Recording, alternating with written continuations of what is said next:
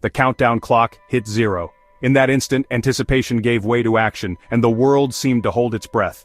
All eyes were fixed on the launch pad, where months of preparation and years of engineering were about to culminate in a single, thunderous moment. A wave of sound rolled across the South Texas landscape. The shockwave was so powerful it rattled windows miles away and sent flocks of birds scattering into the sky. Spectators felt the roar in their chests, a deep, primal vibration that echoed the ambition of the mission itself. At precisely 6:30 p.m., Starship came alive. The ignition sequence was a ballet of fire and engineering, as valves opened and fuel surged into the engines. The pad was bathed in a brilliant glow, painting the evening with the promise of exploration. 33 Raptor engines on Super Heavy booster B-16 ignited, a symphony of power. Each engine, a marvel in its own right, worked in perfect harmony, producing a combined thrust that dwarfed anything seen before. The sheer scale of energy unleashed was almost unimaginable. The ground trembled, the air crackled with energy. Dust and debris swirled in the wake of the exhaust, and the very earth seemed to pulse with the force of human ingenuity. It was a moment that blurred the line between science and spectacle. The colossal vehicle stood defiant against gravity, bathed in golden light. Its stainless steel skin gleamed, reflecting the hopes of everyone who had dreamed of reaching beyond our planet. In that light, Starship looked less like a machine and more like a monument to possibility. Then, it began its ascent, a shining silver arrow aimed at the heavens. The rocket pierced the clouds, leaving a trail of fire and ambition behind. For a few breathtaking moments, it seemed to defy the very laws of nature, climbing higher and faster with every passing second. Booster B-16 is a marvel of engineering, refined to be both stronger and lighter. Countless hours of design, testing and iteration went into every weld and every bolt. The result is a booster that pushes the boundaries of what's possible, setting new standards for reusable rocketry. Its mission, to give Ship S-37 the shove needed to break free from Earth's grasp. The booster's job is short but critical, to deliver a burst of acceleration so powerful that the upper stage can escape the pull of our planet and begin its journey to the stars. As it climbed, its engines gimbaled with precision, steering through the atmosphere. Every adjustment was calculated, every movement essential to keeping the rocket on course. The technology behind this control is as impressive as the raw power on display. The largest and most powerful rocket ever built, generating twice the thrust of Saturn V. Starship stands as a testament to human ambition, dwarfing its predecessors and opening the door to missions once thought impossible. Its scale is matched only by the dreams it carries. B-16 was the first stage of a dream, paving the way for the next flight. Each successful launch brings us closer to a future where space travel is routine and the boundaries of exploration are limited only by our imagination. After propelling the ship to the edge of space, it executed a controlled landing. Using grid fins and precise thrust, the booster returned to Earth, ready to be refurbished and flown again. This reusability is key to making space accessible for generations to come. The sight of the booster falling away, its mission accomplished, was something to behold. It's a moment that captures the essence of progress.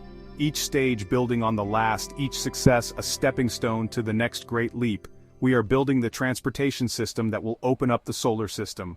With every launch, every innovation, we move closer to a future where humanity is not bound to one world but free to explore the vastness of space. The roar of B-16 is just the beginning. With the booster now separated and falling away, the next phase of the mission began. The immense power of the Super Heavy booster had done its job, propelling Starship S-37 out of the thickest part of Earth's atmosphere and into the edge of space. Now all eyes turned to Ship S-37, the upper stage, as it prepared to demonstrate its capabilities in the vacuum of space. Suspended above the blue curve of Earth, S-37 was alone, ready to push the boundaries of what's possible. The 6 Raptor engines roared to life, their fiery plumes illuminating the darkness. These engines, designed for both power and efficiency, accelerated the vehicle even faster, sending it higher and higher above the planet. S-37 followed a carefully planned suborbital trajectory, mimicking the path it would take during a real return from orbit. This flight profile allowed engineers to test how the ship would behave during the most challenging phases of a mission. The approach was designed to push the vehicle to its limits, especially during re-entry and landing. These are the moments when temperatures soar, and the ship's heat shield is put to the ultimate test. Inside the payload bay, S-37 carried a set of dummy Starlink satellites. These mock payloads were crucial for simulating the real mass and volume that future missions will need to accommodate. By replicating the weight and size of an actual satellite deployment, the team could observe how the ship's systems responded under realistic conditions. Understanding how Starship handles a full payload is essential for future missions, whether they're launching satellites, cargo, or even crew to distant destinations. As S-37 entered its coast phase, the ship glided silently through the vacuum, drifting above the planet in a moment of calm between the intense phases of flight. Meanwhile, every sensor on board streamed a constant flow of data back to mission control. Engineers monitored every variable, from structural loads to temperature changes, ensuring nothing was missed. This mission also included a demonstration of propellant transfer systems, a key technology for future deep space missions. Transferring fuel in microgravity is a complex challenge, but it's essential for refueling spacecraft in orbit.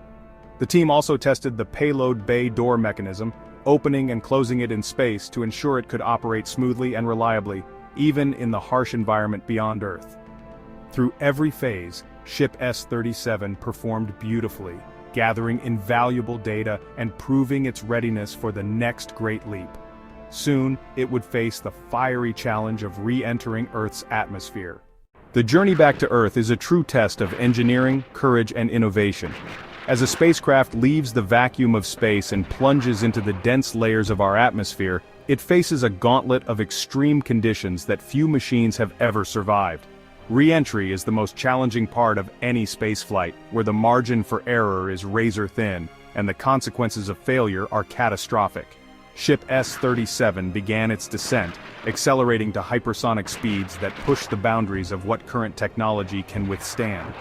At these velocities, even the thin upper atmosphere becomes a formidable barrier. The vehicle slammed into the upper atmosphere, compressing air so violently that it created a superheated plasma sheath, enveloping the Starship in a fiery glow and temporarily blocking radio signals. Our primary defense against this inferno is the thermal protection system, a mosaic of hexagonal tiles, each meticulously engineered to withstand temperatures hotter than molten lava. Hundreds of sensors, embedded throughout the heat shield, measured tile performance in real time, tracking temperature, stress, and even the tiniest cracks or shifts. This data is critical for validating our thermal models, helping engineers refine their predictions and improve future designs. Every data point tells a story about how the vehicle copes with the harshest environment imaginable. The ship's flaps played a crucial role, making constant adjustments to control the vehicle's orientation and stability, ensuring a safe and targeted descent. These flaps are controlled by robust electric motors, which increase reliability and allow for precise, rapid movements even under extreme conditions. The forces during re-entry are immense, with shock waves and heat testing the vehicle's limits. The structure must endure both the violence of deceleration and the relentless assault of thermal energy. By stressing the system to its limits, we learn exactly where the weaknesses are, allowing us to make targeted improvements for future missions. Every creak and groan, every scorch mark and data spike provides invaluable information, helping us make the next Starship safer, more resilient, and ready for the challenges of deep space exploration. As Starship descended, aerodynamic forces grew exponentially. A full flap deployment exercise at hypersonic speeds was conducted. This aggressive maneuver tested the flaps under extreme stress. Strain gauges and sensors sent back torrents of information.